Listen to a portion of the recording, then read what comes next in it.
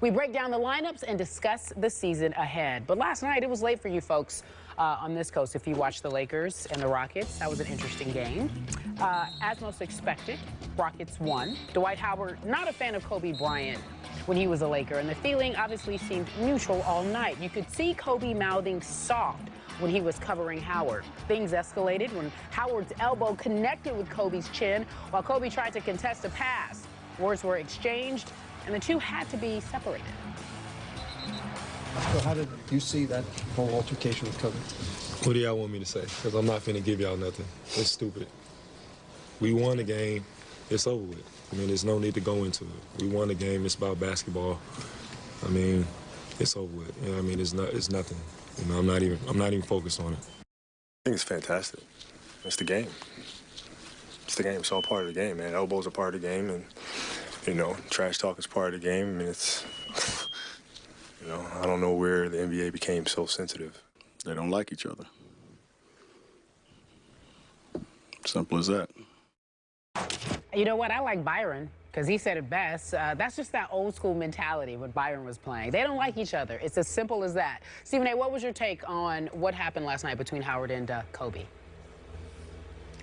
Well, first of all, I think Byron Scott is absolutely right. They don't particularly like each other, even though Kobe Bryant will deny that because he doesn't want to give any credence to it whatsoever. And the word like may not be the appropriate word. I just think the heightened level of respect that Kobe has had for some of the dominant big men that have ever played in this game. He doesn't view Dwight Howard in that category, and it's just that simple. Dwight Howard obviously is a bit sensitive to it. That's why he responded to the reporters in a very terse and cantankerous way, completely unnecessary, by the way, but it is what it is.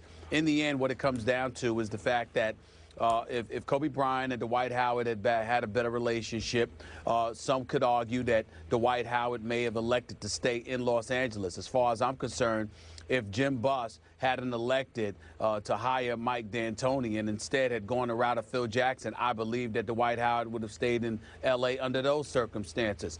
But in the end, also, what it comes down to is that the Houston Rockets were a considerably better team than the Los Angeles Lakers, and then highlighted what Jim Buss has not done and what he has not allowed Mitch Kupchak to do and what the Los Angeles Lakers as a franchise have disintegrated into because they have no help. Kobe Bryant has no help. Byron Scott has no help outside of Kobe. They don't have much of a team. If you look at this roster, ladies and gentlemen, the roster stinks. They're not impressive. And that's why Skip Bayless and myself have both acknowledged that the Los Angeles Lakers shouldn't be expected to make the postseason because Kobe Bryant in the last 2 years of his illustrious career, in all likelihood, is going to be languishing in misery because this team is just not very good. If it was a more competitive game, I don't think you would have seen some of that stuff that transpired. Certainly, Dwight Howard and Kobe Bryant don't have the best relationship. I've chronicled that on many occasions on this show, Skip. I even pointed out how after one game where TNT was calling the game, Kobe had somebody go out and get Shaq.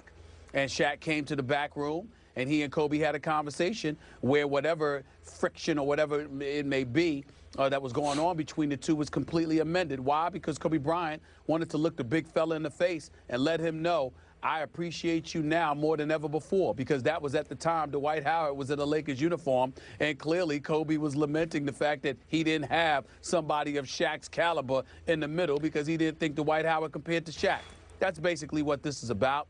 That's what this comes down to. They're not fond of one another, even though Dwight Howard and Kobe Bryant are not going to address it. It is what it is. But the Houston Rockets are a superior team to the Los Angeles Lakers, primarily because the Lakers stink more so than anything else. They just don't have the talent around Kobe Bryant. And it's a real shame that a star like this has to be subjected to this level of mediocrity. But that's Laker Nation right now.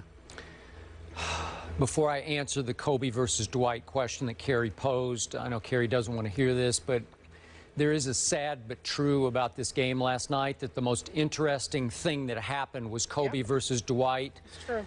While in the big picture, the poor Lakers lost Julius Randle, their 7th overall pick, to a broken leg 13.5 minutes into his NBA career. This poor kid, I hope this doesn't mean the rest of his career is going to be star-crossed. God bless him in his recovery, because that's just some bad luck, man. Yeah. So that was the downside of this night. Kobe looked okay. I guess he looked decent for his age, and He scores 19, but they lose at home by 18 to a Houston team that I think Stephen A. and I both agree is not great. I don't think it's any threat to win the Western Conference this year. Which brings me back to Dwight. I'm completely on Kobe's side on this issue, though I wish Kobe would just let it go. Because, look, the Lakers way overpaid for the fool's gold that is always Dwight Howard. And they almost did it again because they tried to re-recruit him again. The fool's gold that is Dwight Howard. And then Houston said, we got him. We're there. We're going to win a championship with Dwight. No, you're not going to win a championship if you're building around Dwight Howard. I love James Harden, and I think he has a chance to at least be in the MVP conversation this year. But Kobe was exactly right about Dwight being soft. He is soft, and he always was soft.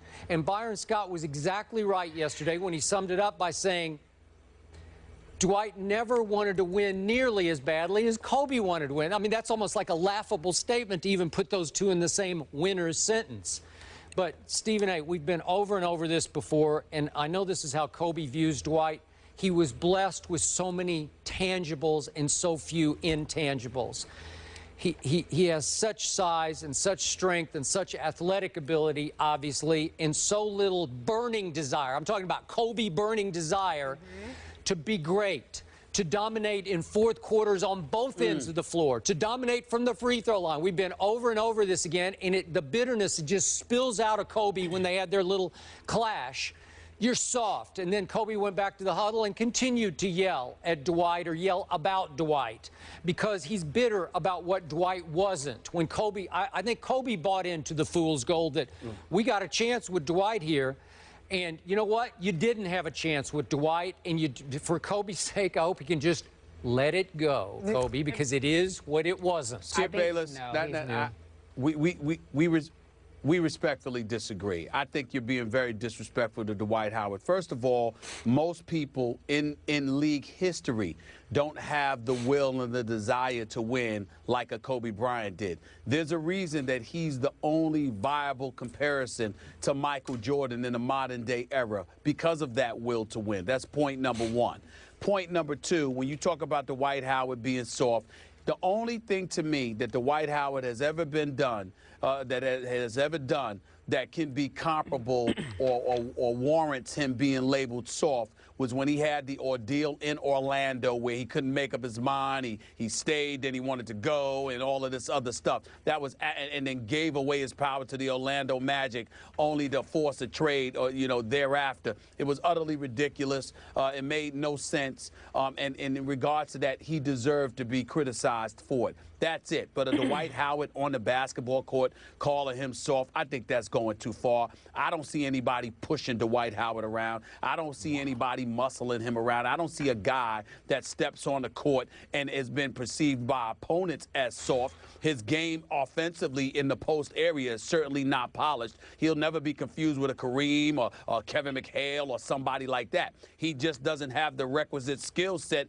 in the post offensively, which is why the Dream Olajuwon, along with Kevin McHale, he wanted to go to Houston so they could work on his game because he doesn't have that kind of skill set. So if you're saying that he's not the ultimate skilled big man, and by the way, he's about 6'9.5" without his shoes. He's really not a 7-footer. But if you want to knock him, I say knock him because his game is limited offensively as a post player. He still has to develop that. But to sit there and accuse Dwight Howard of being soft, yeah, Kobe can say that because Kobe and his will to win, being a 5-time champion, going at it the way that he does, and having the animosity that he has for Dwight Howard, that would be different. Even though when Dwight Howard was in L.A., he was still playing with a bad back. Let us not forget that. But to sit there and have us, you, me, or anybody else call Dwight Howard soft, I can't go with that. Okay, well, time out. Yeah. So it's okay if Kobe calls him soft, but if I agree with Kobe that Dwight is soft, then I'm out of bounds. Is that what you just said?